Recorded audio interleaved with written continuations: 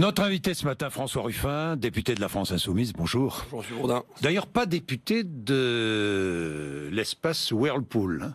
Juste de à l'endroit côté. où est installé Whirlpool. Juste à côté. Ça n'a aucune importance. Dites-moi, vous êtes complice avec le président de la République maintenant, non? À chaque fois qu'il vient, on vous voit. Je pense que mon absence aurait été plus remarquée encore que ma présence Oui. à cette occasion. Donc voilà. En plus, je veux dire, quand il y a un moment où c'est une mise en lumière, qu'on le veuille ou non, que propose le président de la République, pour moi, c'est le moment où je peux tenter de faire avancer un dossier qui me tient à cœur. Et là, vous profitez de sa mise en lumière pour vous mettre en lumière. Pour me mettre en lumière sans doute pour aussi. Mettre en lumière le dossier. Voilà. Et puis pour mettre en lumière quelque chose que je porte depuis le début de la bataille Whirlpool. Je ne cesse de répéter aux syndicalistes et au pouvoir public quand j'ai l'occasion de les rencontrer. Attention de ne pas oublier les intérimaires et le sous-traitant Prima. Donc voilà, que on y ait les gens qui Prima en sont. D'ailleurs où on ne vous veut pas. Hein, non, les syndicalistes n'ont pas très envie de vous voir. Non, c'est pas ça. C'est que ils ont eu le sentiment que j'étais moins présent. Parce que moi, j'ai eu toute la bataille sur la réforme du travail pendant l'été et tout ça. Donc, ils ont le sentiment que j'étais moins présent. Bon, vous appelez Emmanuel Macron Monsieur le Président, j'ai vu. Hein. Bah oui, c'est le président de la République. Hein, parce que vous aviez été tellement sévère avec lui dans une tribune. Mais je le suis toujours, hein, vous savez, sur le fond des choses, je pense toujours qu'on a affaire à un Robin des Bois à l'envers, qui prend aux pauvres pour donner aux riches, qui prend aux locataires avec l'APL, qui prend pour retraités avec la CSG, qui prend sur les contrats aidés pour les plus précaires, et qui prend aux gens qui vont se faire licencier. Qui donne aux salariés à travers la suppression de certaines cotisations. Ouais, mais qui va surtout là quand même donner sur les réductions d'impôts 4,5 milliards aux plus riches. Les plus riches. Je vais vous donner une statistique, Monsieur Bourdin. Il y a 20 ans, en 1996, les 500 fortunes les plus riches françaises avaient 6% du PIB. Aujourd'hui, c'est 25%. Donc on voit bien l'explosion des plus grandes fortunes françaises. Et normalement, que devrait faire le pouvoir politique face à ça, quand il y a un processus inégalitaire qui est en cours? On devrait s'attendre à ce qu'il fasse tout pour le freiner ou pour l'enrayer. Et là, on a l'impression d'une volonté d'accélération d'un processus inégalitaire. Donc moi, je veux dire, je reste toujours sévère sur le fond avec le président de la République. Maintenant, c'est le président de la République. Donc ce sont les choix politiques qui ont été faits jusque-là, si j'ai bien compris, non pas les choix d'Emmanuel Macron, je suis pas là pour défendre Emmanuel Macron. Ce sont les choix politiques qui ont été faits jusque-là, qui ont permis cette accélération des inégalités. Mais en tout cas, il y a des choix politiques. J'ai bien compris. Pour moi, la politique conduite jusque-là. La politique conduite jusque-là, il y a un phénomène qui est un phénomène loin d'être seulement français, qui s'appelle la mondialisation et qui fait que ça tire aux deux bouts.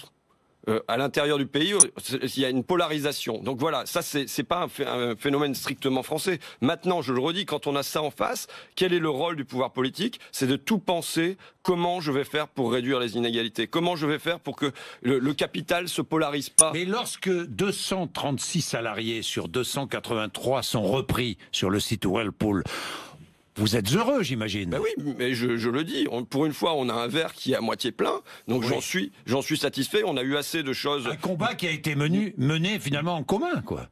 Et vous savez, je pense que dans cette reprise, je tiens d'abord moi à saluer les salariés eux-mêmes.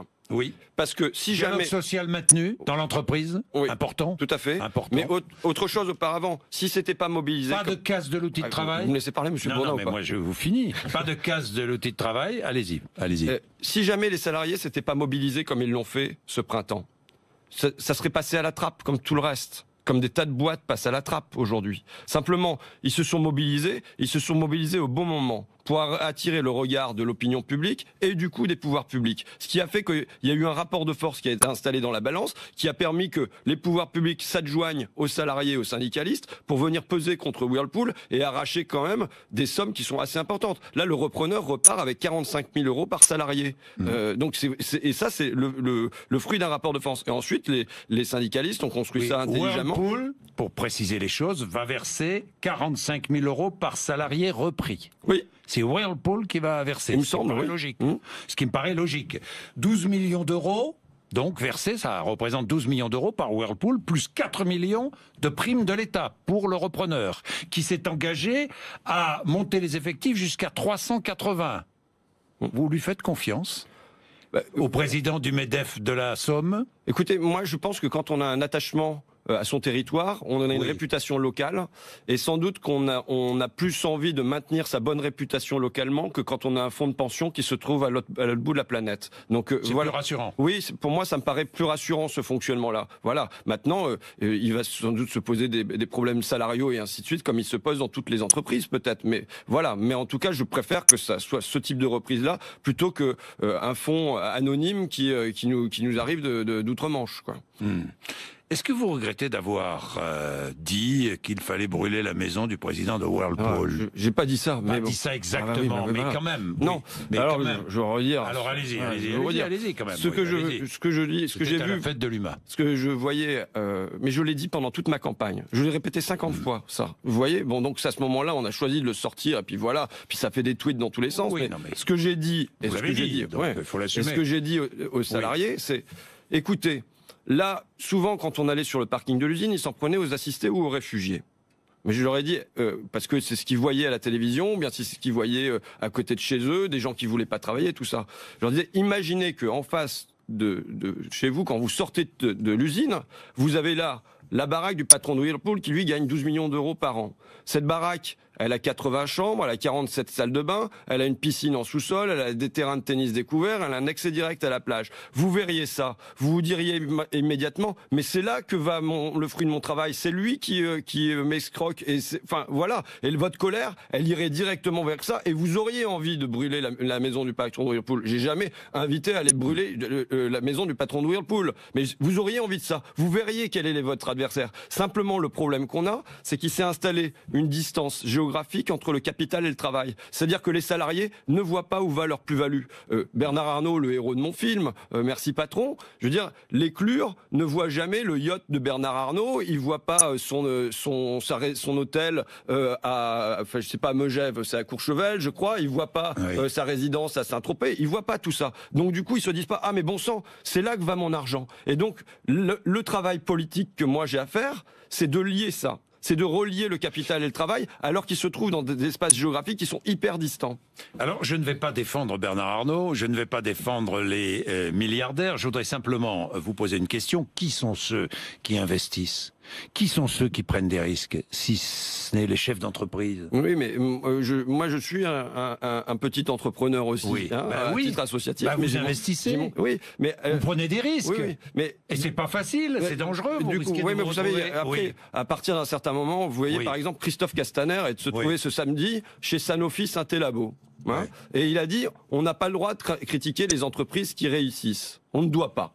Bon, je suis désolé, Sanofi Saint-Élabo, qui reverse plus de 50% de ses bénéfices en dividendes, qui a licencié 3000 chercheurs tout en touchant du crédit impôt recherche, qui refuse d'indemniser les victimes de la dépakine, de provisionner un fonds à cet effet, qui détruit une usine qui n'a jamais servi. Je vois pas très bien qui, chez Sanofi Saint-Élabo, prend un risque. Vous voyez? Et il y a des tas d'entreprises comme ça. Monsieur Decailleux, qui est le repreneur de l'usine. Nicolas Decailleux. Oui, il y a du courage dans sa démarche, parce que il doit y avoir des insomnies chez lui. Vous allez le soutenir? Dans sa démarche, dans son entreprise. Mais bien sûr, je veux dire, l'aider dans son entreprise. Je sais pas, vous savez, moi, comme Philippe, en tout cas, de la République. Je suis pas. Bah oui, bah voilà, mais évidemment, je suis pour que ça marche. Je suis pour que ça marche, et je vous le redis. Je vois très bien. Vous savez, le problème, c'est qu'on dit l'entreprise.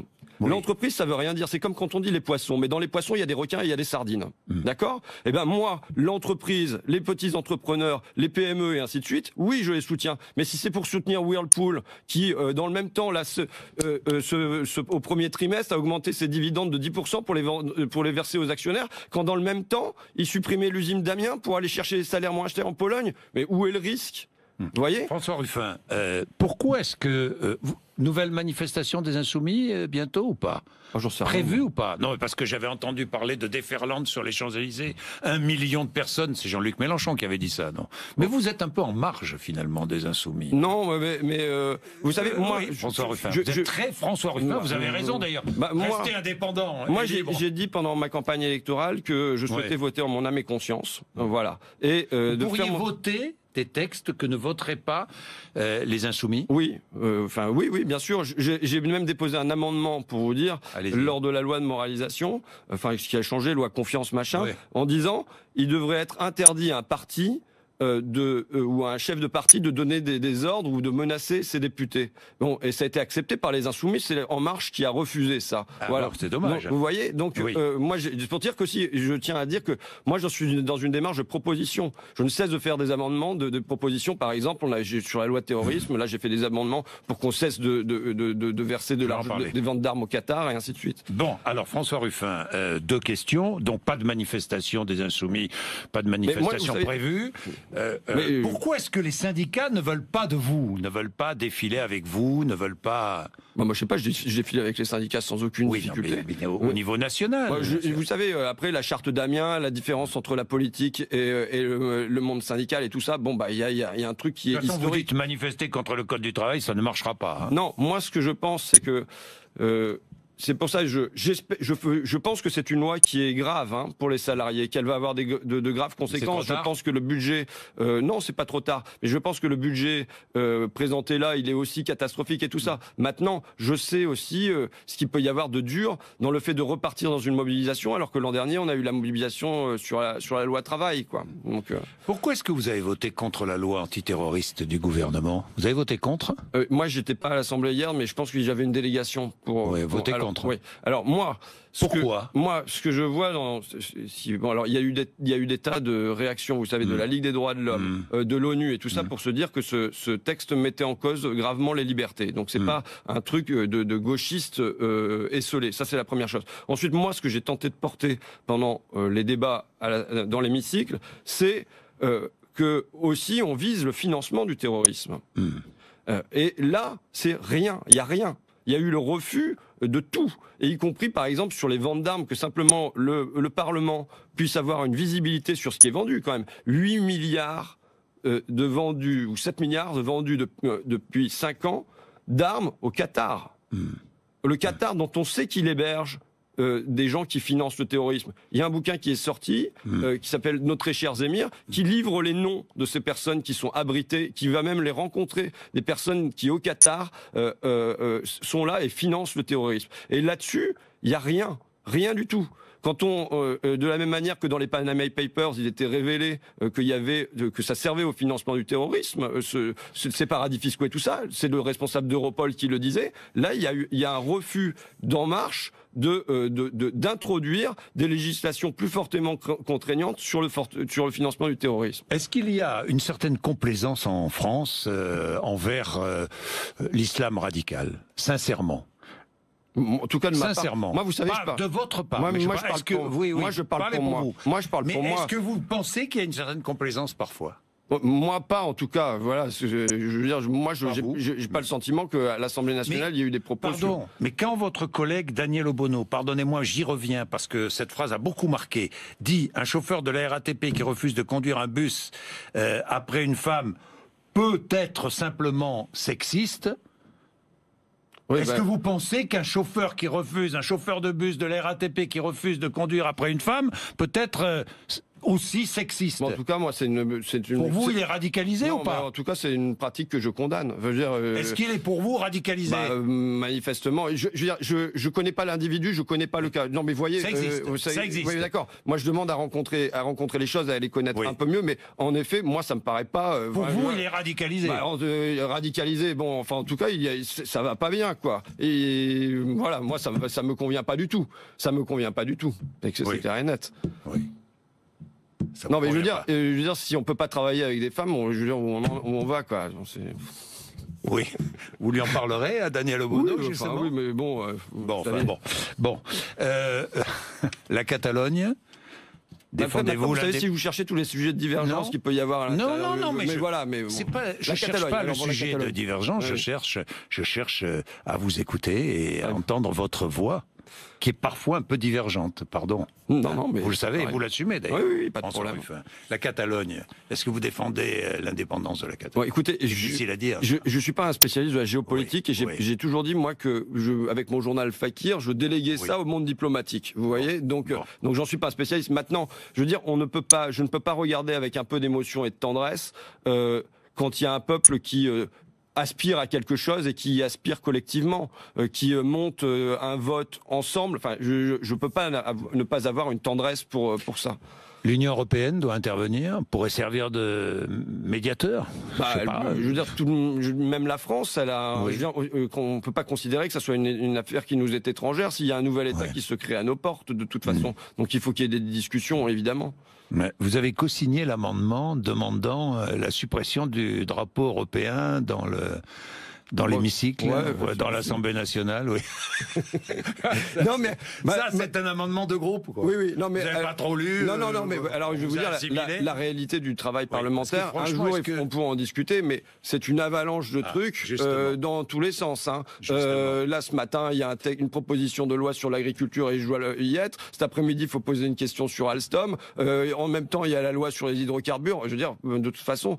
Moi, je peux pas être spécialiste de tout. Maintenant, moi, j'ai pas de problème avec le fait qu'on élimine le drapeau européen. On est en France, on est en République française. Ça veut pas dire qu'on sort de l'Union européenne quand on enlève un symbole. Oui, justement sur votre rôle de député. Maintenant, ça fait quelques mois que vous êtes député. Et alors ?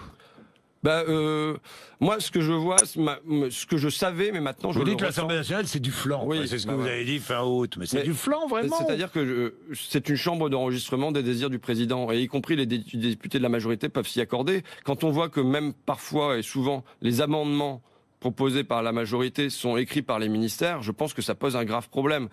Je suis et ça dépasse le cadre de la figure d'Emmanuel Macron. Mais je suis pour remettre du poids du côté du Parlement. En fait, l'exécutif est aussi le législatif aujourd'hui. Et nous, on nous envoie des textes, et bon, on va modifier 3 virgules pour faire croire qu'on a un rôle. Le seul rôle qu'on a vraiment, c'est un rôle d'interpellation. On peut interpeller. Mais au-delà de ça, je redoute qu'on puisse pas faire grand-chose. Pour l'instant, vous êtes déçu un peu ? Non, je suis pas du tout déçu. Ça, c'est pas le cas parce que j'étais lucide sur ce que ce serait. Et je crois que l'une de mes fonctions, c'est de venir dire le Parlement est nu, comme l'enfant, on disait dans le conte d'Andersen, le roi est nu. Pourquoi ? Non, pour le déplorer, et parce que si jamais on veut le rhabiller demain, il faut partir d'un constat qui est sévère. Sur votre indemnité de député, alors ça y est, vous avez appliqué vous avez appliqué ce que... Je reverse mensuellement... À qui ? Je reverse à des associations. Maintenant, vous savez, ce sont des petits dons, donc j'ai pas envie de faire un étalage de ma générosité.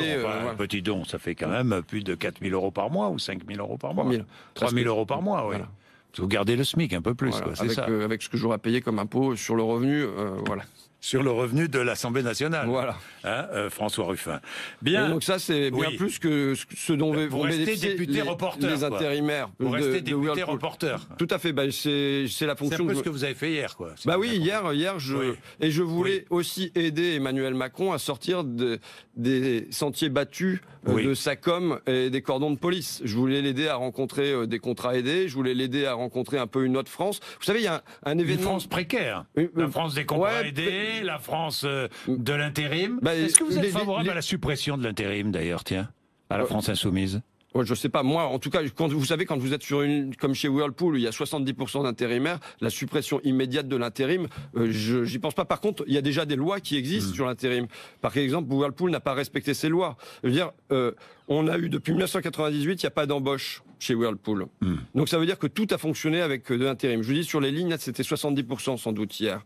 Et donc, ça veut dire qu'il y a des gens qui sont restés pendant 5... Qu'est-ce que vous proposez ? Voilà. Mais il y a déjà une loi qui existe. Je veux dire, je veux bien proposer d'autres trucs, mais il y a déjà une loi qui existe. Moi, ce que je demande, simplement, c'est qu'on fasse respecter la loi, mais qu'on donne aussi les moyens au service public, à la directe, et ainsi de suite, de contrôler que cette loi est respectée. Quand on a pendant 5, 10, 15 ans des gens qui sont en intérim 8 mois par an et qui se font virer sans avoir de la moindre indemnité, rien du tout, et qu'on leur fait des changements de poste qui sont complètement fictifs, là, je dis simplement, faisons respecter la loi. Je demande même pas en pondre de nouvelles, vous voyez, pour l'instant. J'ai une dernière question. Après, il y a peut-être à encadrer le taux d'intérimaire, le taux de précarité qu'on accepte dans une entreprise. Quand je vous dis que hier, on était sans doute aux alentours de 70%, ça me paraît pas acceptable. François Ruffin, il y a une dernière question que j'avais envie de vous poser. Est-ce que Jean-Luc Mélenchon en fait trop ? Moi, je vais vous dire... sincèrement, honnêtement, vous, Ouais. Qu'est-ce que vous en pensez? Non, on fait trop, non, moi pour l'instant, je suis bien dans ce groupe. Le jour où je serai pas bien, je viendrai vous le dire si vous voulez. Mais pour l'instant, je suis bien dans ce groupe. Vous savez, c'est une position compliquée que de savoir qu'on est 17. Plus, je rajoute mes camarades communistes, moi, puisque non, mais moi, je suis élu avec. Vous m'avez présenté Picardie, France Insoumise. Moi, je me suis présenté avec une étiquette Picardie debout et qui rassemble un certain nombre de forces. Mais quand on est une petite minorité comme ça à l'intérieur de 577, il faut se bagarrer. Ce qu'on peut reconnaître à Jean-Luc Mélenchon, c'est de la combativité. Maintenant, vous savez, moi, c'est pareil. Est-ce que j'en fais trop? En tout cas, il y a une combativité, il y a de la générosité, il y a de l'envie. Après, sans doute qu'au milieu de tout ça, il y a des maladresses, il y a des erreurs. Vous voyez, à moi aussi. Donc, on est humain. Maintenant, on peut pas retenir d'un homme, quand il agit, on peut pas retenir que sa tâche, son erreur. Vous voyez, voilà. Merci François Ruffin, 8h56.